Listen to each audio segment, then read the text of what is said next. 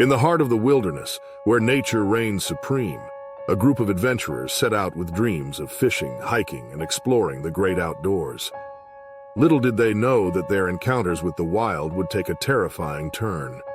From the lush forests of North Carolina to the icy expanses of Alaska, these chilling tales reveal the stark reality of human-wildlife interactions. As bears emerge from the shadows, driven by hunger and instinct, survival becomes a race against time. Join us as we delve into these harrowing stories of courage, fear, and the unpredictable power of nature.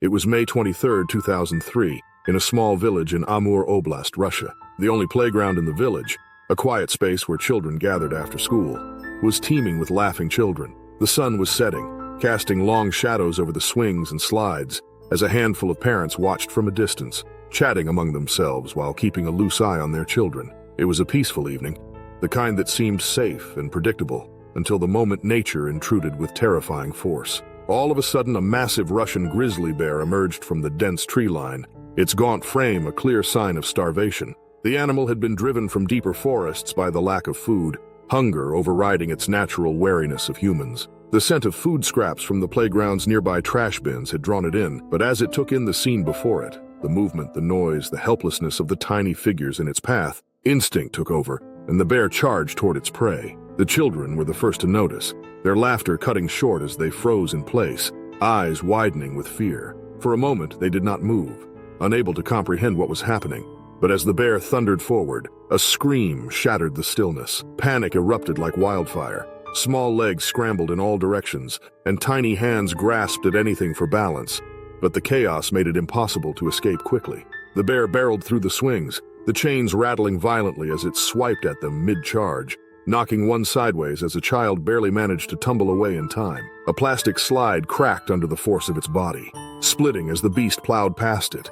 The parents, who had been slow to react at first, now sprinted toward their children, their own voices lost beneath the rising wails of terror.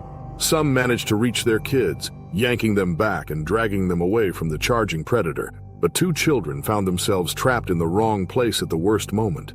6-year-old Artem and his 9-year-old sister Yelena had been playing near the sandbox when the panic started. At first they froze, watching in stunned silence as the bear tore through the playground. Then, as the others scattered, they ran, their small hands clasped together, their legs pumping as fast as they could carry them. But the bear had already seen them, and they were not fast enough. It turned sharply, locking onto them as they darted toward an open gap between a bench and a tree, a path that would have taken them toward safety. But the bear was already on the move. It lunged forward with a burst of speed, its massive paw swinging in a deadly arc.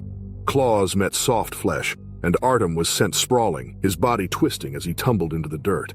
A single cry of pain escaped him before his voice was drowned by the growl of the predator looming over him. Yelena skidded to a stop, turning back to her brother, her small frame shaking with terror. She barely had time to think before the bear lowered itself onto Artem, its jaws clamping down on his tiny shoulder and shaking him violently. Blood darkened his clothes, his body jerking limply with each movement of the beast's head. His desperate fingers clawed at the ground as he tried to scream. Yelena ran toward him, not away, her love for her brother overriding her fear. She grabbed Artem's arm, pulling with all her strength, trying to free him. But the bear lifted its head abruptly, its eyes locking onto her. It let go of Artem and turned its attention to her instead, its bloodied jaws parting as it lunged. And then she was caught in its grasp. The bear slammed her onto the ground, the impact knocking the air from her lungs. She gasped, her arms flailing as the bear loomed over her, its weight pressing down, pinning her to the dirt. A paw came down hard, claws raking across her back, shredding fabric and flesh alike. She screamed, but the sound barely carried over the roaring chaos around them. The parents were rushing forward now, some grabbing rocks, others brandishing sticks, anything to drive the monster away. One man hurled a bag at the bear's head, the impact making it momentarily hesitate.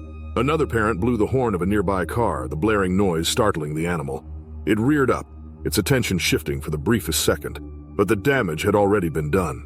Blood pooled beneath the children's still bodies, their small forms twisted where they had fallen. The bear, suddenly aware of the growing crowd and the noise, backed away, its ears flattening as it let out a low snarl. Then it turned and bolted toward the woods, vanishing into the trees as quickly as it had come. The playground was in ruins, the earth scarred with deep claw marks, the swings twisted and broken, the sand darkened by blood. Parents rushed to their own children, gripping them tightly, shielding their eyes from the gruesome scene. A woman dropped to her knees beside the motionless siblings, her shaking hands hovering over them as if afraid to touch them. Someone had already called for help, but the paramedics were still miles away. The villagers, normally so resilient in the face of harsh winters and hard lives, stood frozen in horror. The air was thick with the scent of blood and the lingering presence of fear. By the time the emergency responders arrived, there was nothing they could do. Artem and Yelena lay where they had fallen, their bodies still and pale, their small hands inches apart, but not touching. The paramedics worked quickly, but there was no breath left to save. Authorities launched an immediate search for the bear, tracking it deep into the forest, where they eventually located and tranquilized it, before relocating it to a more remote region, far from human settlements. But the damage had already been done, and no action could undo the tragedy that had unfolded in the heart of what should have been a place of safety. The attack shocked the country, sparking debates over human-wildlife conflict in the region. While some people called for stricter measures to prevent future encounters, others mourned not just the loss of the children, but the desperate state of nature itself, the dwindling food sources that had driven the bear from the depths of the wilderness into the fragile world of humans. In the end, the playground was abandoned, the laughter that once filled the air replaced by silence. The swings swayed empty in the wind, but the scars remained long after the blood had faded. The Wyoming wilderness stretched endlessly in all directions, and the air was cold. The woods were alive with the occasional rustling of unseen creatures moving through the undergrowth. It was the kind of place that demanded respect, where a single misstep could mean disaster. But for Matt, solitude was the reward. He had been hunting these woods for most of his life, trusting his instincts and skills to navigate the wild. Matt had set out before dawn, his rifle slung over his shoulder, tracking elk through the thick brush. He moved with precision, his boots barely disturbing the soft ground, his breath steady as he scanned the landscape for any sign of movement. Hours passed without success, but he didn't mind. Out here, patience was everything. All of a sudden, an eerie silence fell over the woods. The birds had stopped calling, the usual distant rustling of small animals had vanished, and the forest had grown still. Matt paused, his muscles tensing, his senses sharpening.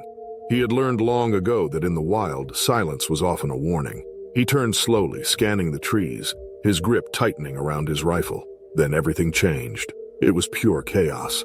From the thick brush to his left, a massive grizzly bear came into view, its powerful body surging forward with astonishing speed.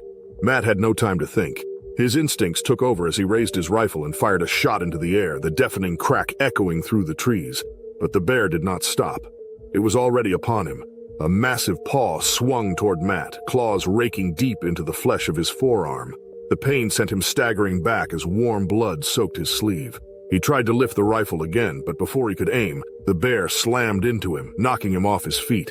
His back hit the ground hard, the wind driven from his lungs as the beast loomed over him, its breath hot and foul, its dark eyes locked onto his struggling form. Matt twisted, desperate to escape as the bear swiped again, claws tearing through his chest and ripping through his skin.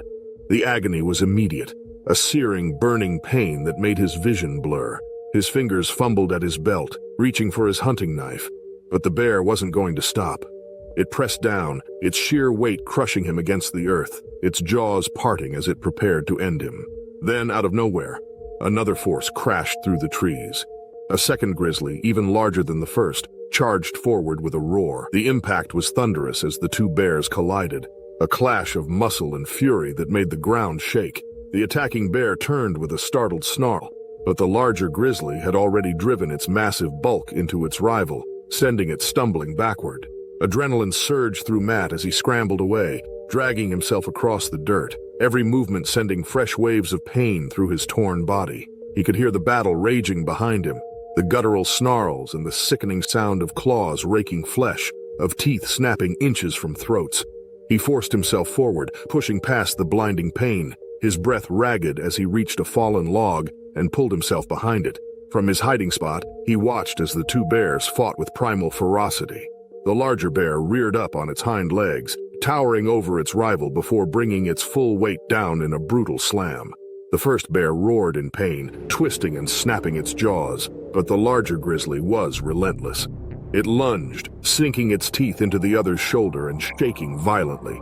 Blood sprayed across the forest floor as the first bear managed to break free, its body heaving, its wounds deep.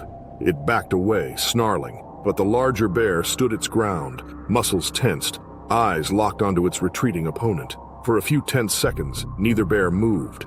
Then the wounded bear turned and bolted, crashing through the undergrowth and disappearing into the depths of the forest. The other bear remained for a moment longer, its heavy breaths visible in the cold air. Then, as if satisfied, it too turned and lumbered off into the trees.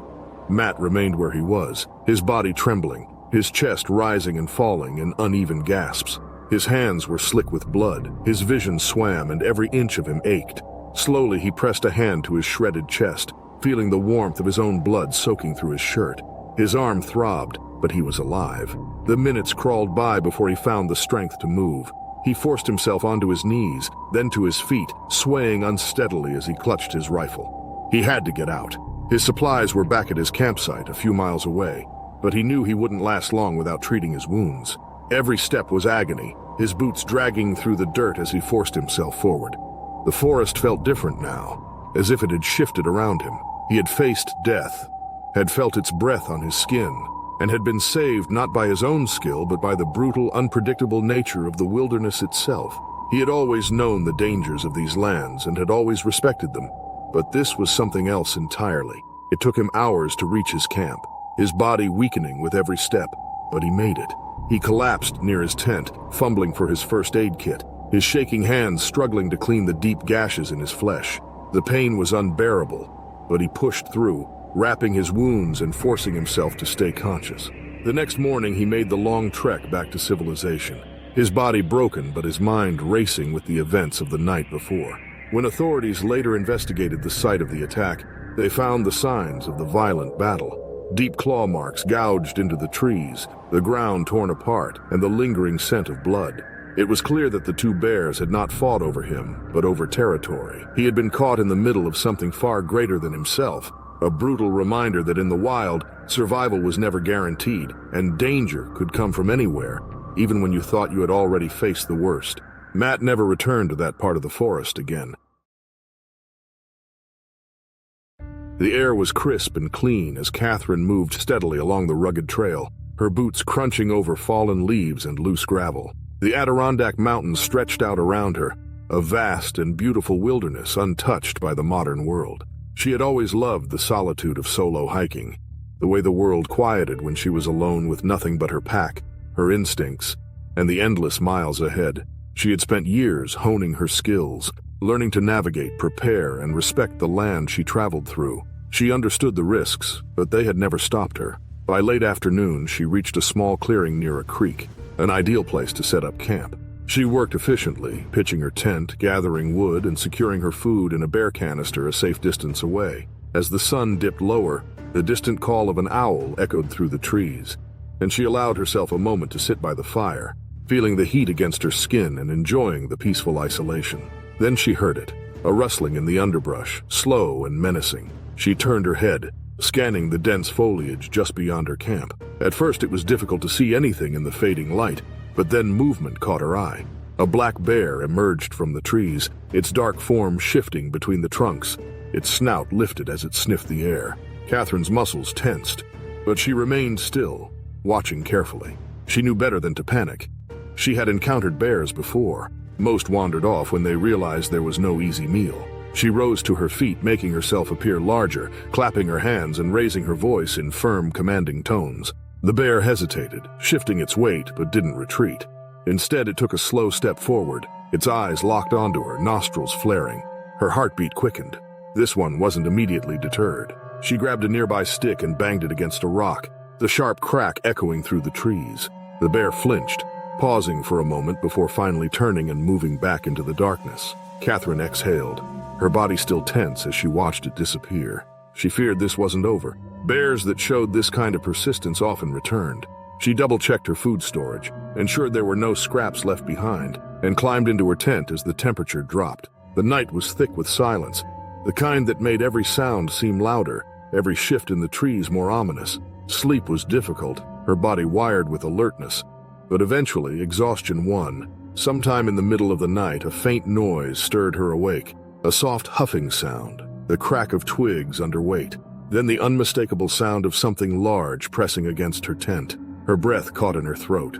Just as she opened her eyes, the thin fabric ripped open with a violent tear. The bear lunged in, its powerful claws raking through the tent, slashing across her side before she could fully escape her sleeping bag.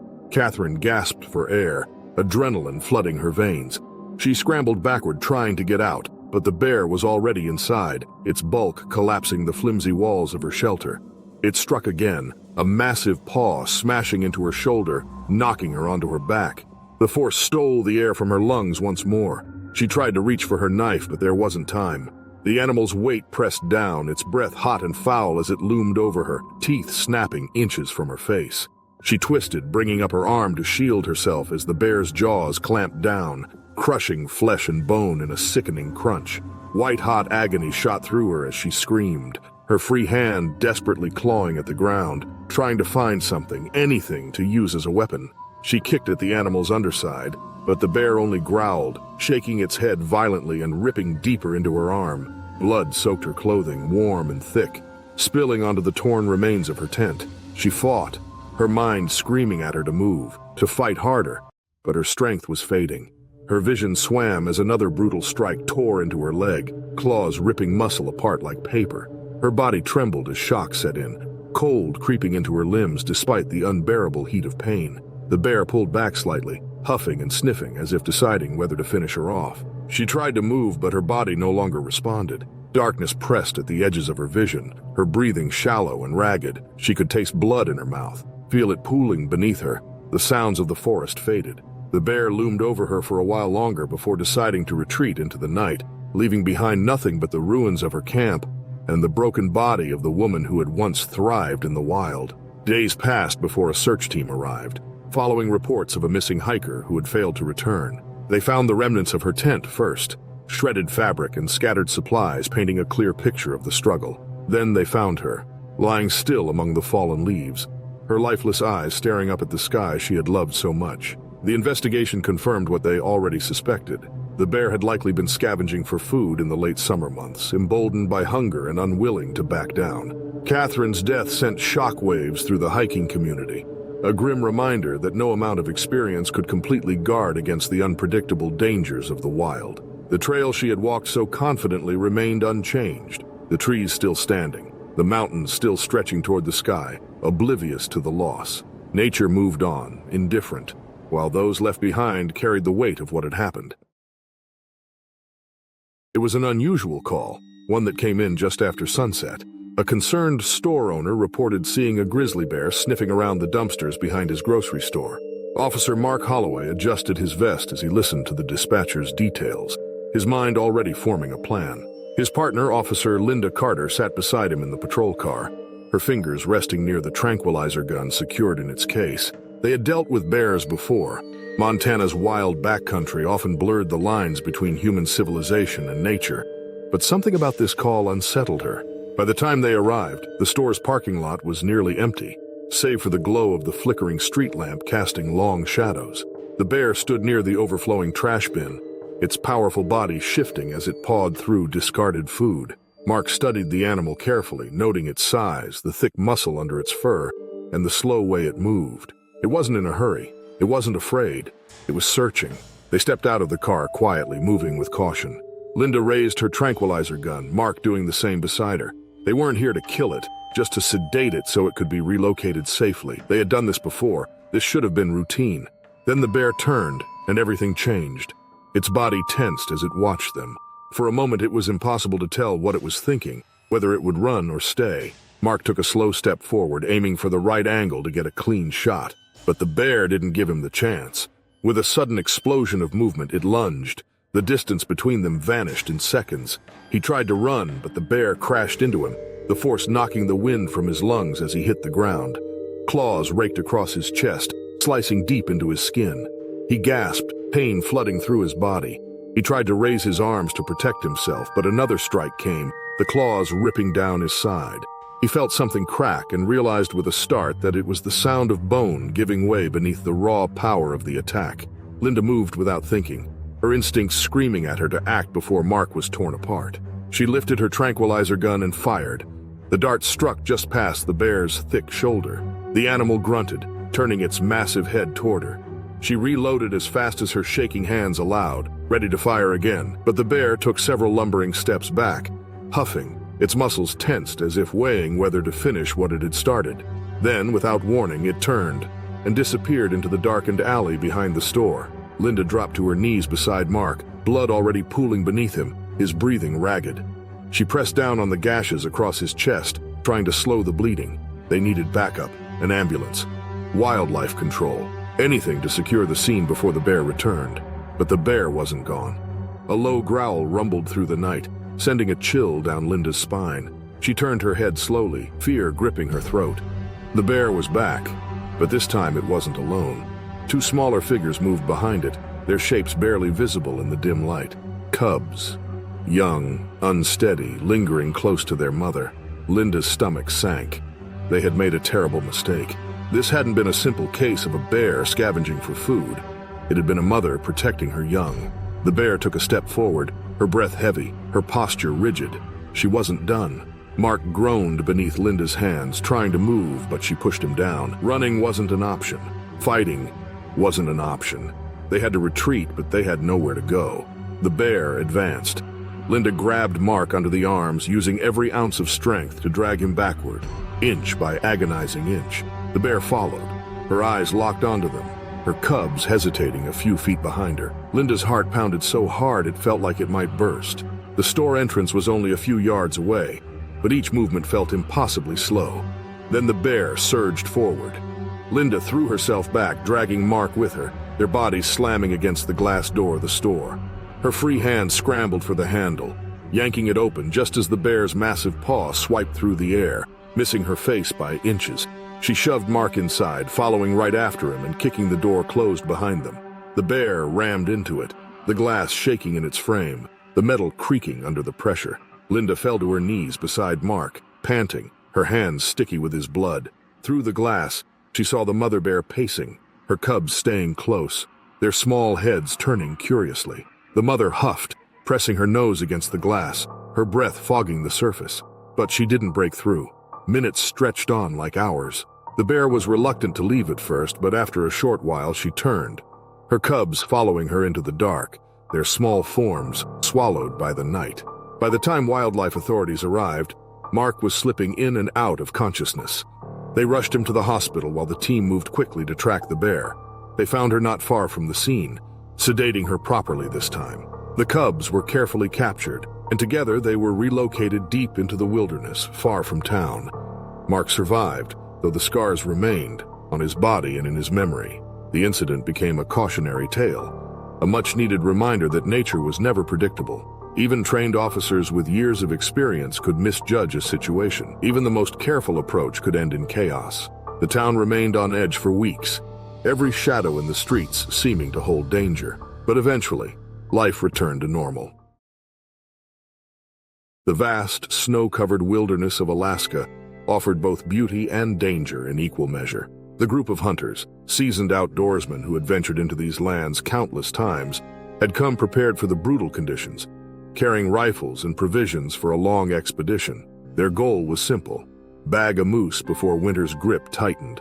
Among them was Marcus, a 38-year-old hunter with years of experience tracking big game, his instincts sharp and his confidence unshaken by the unforgiving landscape. He moved nimbly, his eyes constantly scanning the terrain for movement.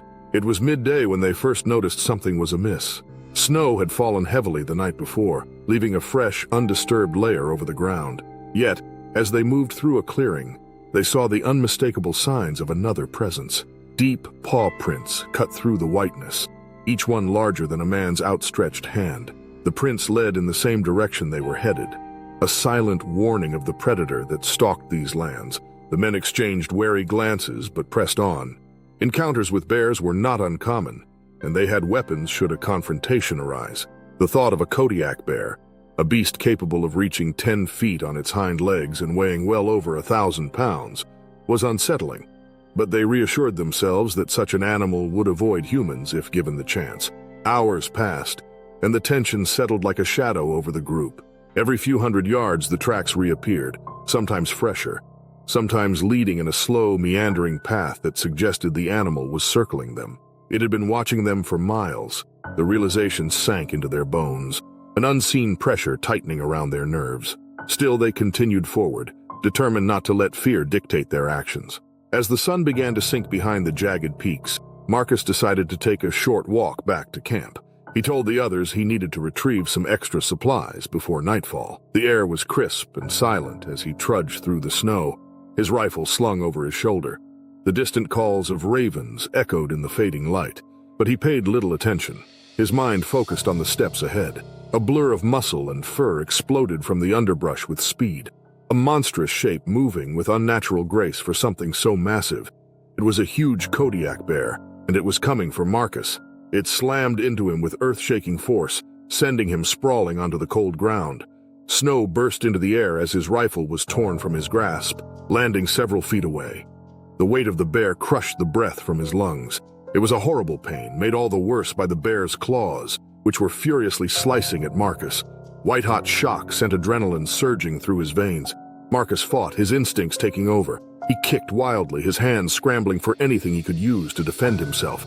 The bear roared, saliva spraying from its gaping maw, its eyes dark and wild with primal rage. Another swipe came, tearing into his arm and sending blood splattering onto the untouched snow. He screamed, but the sound was drowned by the bear's growls. The other hunters heard the commotion and reacted immediately. Bursting from the tree line, rifles raised, they saw the horrifying scene before them. Marcus was pinned beneath the massive predator, his face twisted in pain, his body barely moving. One of the hunters fired a shot into the air, the sharp crack of the rifle echoing through the valley. Another shot followed, then another. The bear reared back, obviously distracted. Marcus seized the chance and rolled onto his side, agony flaring through his torn muscles. Another shot rang out, this time hitting closer. The bear snarled, its fury momentarily overridden by uncertainty. It took a step back, then another, its massive head swinging between the injured man and the group of hunters. The air hung thick with tension, the world narrowing to this brutal standoff between man and beast. Another shot rang out, and this time the bear disappeared beyond the trees, too terrified to fight. The hunters rushed forward, their boots crunching through the blood-streaked snow as they reached Marcus. He was still conscious, his breath ragged, his body shaking from shock and blood loss. They lifted him carefully, their hands working quickly to stem the bleeding. The severity of his injuries was clear, deep gashes across his chest and arm, his coat soaked in crimson, but he was alive. They moved swiftly, carrying him back to camp, their nerves still raw from the encounter. Every snapping branch in the distance made them flinch. Every shadow stretching too long in the twilight sent their hearts hammering in their chests. They knew the bear was still out there, watching, waiting. They could only hope it had lost interest in finishing what it had started. Through gritted teeth, Marcus clung to consciousness, his body burning with pain, his mind replaying the attack over and over. He had been hunted, not out of desperation or hunger, but because he had wandered too close, stepping into the domain of a predator that ruled these lands. By the time they reached safety, the urgency had not faded. They knew they had to get Marcus to medical help before infection set in or he bled out. The closest outpost was miles away, the journey treacherous in the growing darkness, but they moved with purpose, refusing to let their friend succumb to the wounds carved into his flesh. Days later, when Marcus was stable, and his survival no longer uncertain, the attack became the center of discussions among local hunters and authorities. The debate raged over the growing presence of Kodiak bears in hunting territories, the balance between human activity and wildlife survival, and the stark reminder that no matter how prepared a person might be, nature always had the upper hand. For Marcus and his companions, the attack was more than a close call. It was a brutal lesson, one that would forever change the way they approached the wild. The mountains held their secrets, and the predators that lurked within them moved unseen, waiting, watching, always ready to remind those who entered their domain that they did not belong. On a peaceful summer morning in a forest in North Carolina's Appalachian Mountains, Robert and his 12-year-old son Jake set out for a fishing trip along the riverbank, eager to spend the day together. Robert, a fairly new outdoorsman with a couple of years' worth of experience navigating the wilderness under his belt, had taught his son everything he knew about fishing and survival. Jake, eager to impress his father, carried his small tackle box while Robert led the way, their boots crunching against the damp earth as they moved through the forest. The river shimmered under the soft light filtering through the canopy, and the air carried the scent of pine and fresh water. They settled on a quiet spot where the current was slow, setting up their rods and unpacking their lunch. The morning passed peacefully, with the rhythmic sounds of casting lines and occasional bursts of laughter breaking the silence. As the sun rose higher, they took a break, sitting on the smooth rocks by the river's edge and enjoying the sandwiches Robert had packed. The scent of food lingered in the air, carried downstream by the breeze. Unbeknownst to them, a black bear had caught the scent and had been moving silently through the underbrush. It was a large male, its thick fur matted from the summer heat, its dark eyes locked onto the source of the smell. Hungry and driven by instinct and opportunity, it moved closer with slow, deliberate steps, watching the father and son with cautious curiosity. Jake was the first to notice something was off. The birds had gone silent, and the usual rustling of the forest seemed to have vanished. He turned just in time to see the bear step out from the trees, its heavy frame shifting as it sniffed the air. Panic surged through his chest as he froze, his breath catching in his throat. Robert, noticing his son's reaction, followed his gaze and immediately stood, instinctively placing himself between Jake and the bear. Robert raised his arms, trying to appear larger, his voice firm as he shouted to scare it away, but the bear took another step forward, its attention fixed on their food. Robert grabbed a nearby branch, waving it aggressively, his voice growing louder. The bear hesitated for a moment before lowering its head and suddenly charging. The massive animal closed the distance in seconds. It was entirely focused on Robert, the bigger threat. The next thing he knew, Robert was knocked backward into the river. Water splashed violently as he struggled to regain his footing, but the bear was relentless. It lunged forward, maiming Robert's flesh with thick, sharp claws. Robert gasped in pain, his body twisting as he fought to shield himself. The bear's jaws snapped shut, its teeth sinking deep into his shoulder, shaking him with brutal force. Jake screamed, his body trembling as he watched his father being overpowered. He grabbed a large rock and hurled it at the bear, but the animal barely reacted. Blood mixed with the rushing water as Robert's struggles weakened. His breaths came in short, ragged gasps, his body growing limp beneath the bear's weight. Desperation took hold of Jake as he scrambled down the riverbank, reaching for his father's arm. He pulled with all his strength, his hands slipping against the wet fabric, but the bear swiped at him, its claws raking across his back. Jake fell to his knees, his vision blurred by tears and terror. The bear loomed over him, its eyes wild with aggression. For a moment, Jake was certain he was about to die. But then, just as suddenly as it had attacked, the bear seemed to hesitate. Its ears flicked back and it let out a low, rumbling exhale before retreating a few steps. Blood dripped from its muzzle as it turned away, disappearing into the trees. Jake, shaking and barely able to move, crawled toward his father, his hands pressing against the deep wounds, his voice hoarse as he called out for help. But Robert's body was still, his chest unmoving, his face pale beneath the streaks of crimson. The river carried the remnants of the struggle downstream, the water darkened by what had been lost. Jake lay there, his own wounds burning, his body too weak to do anything but stare at the sky above. Minutes later, the distant sound of voices and heavy boots signaled the arrival of help. Rangers found him curled beside his father's lifeless body, his hands still gripping his father's torn jacket. They rushed him to safety. His injuries were severe but survivable. Wildlife officials tracked the bear, eventually locating it deep within the forest and assessing its behavior. The tragedy spurred renewed discussions on bear safety. But for Jake, no explanation could undo what had happened. The river would always carry the memory of that day, and the forest would forever feel different, a place where the quiet could hold both beauty and unimaginable loss.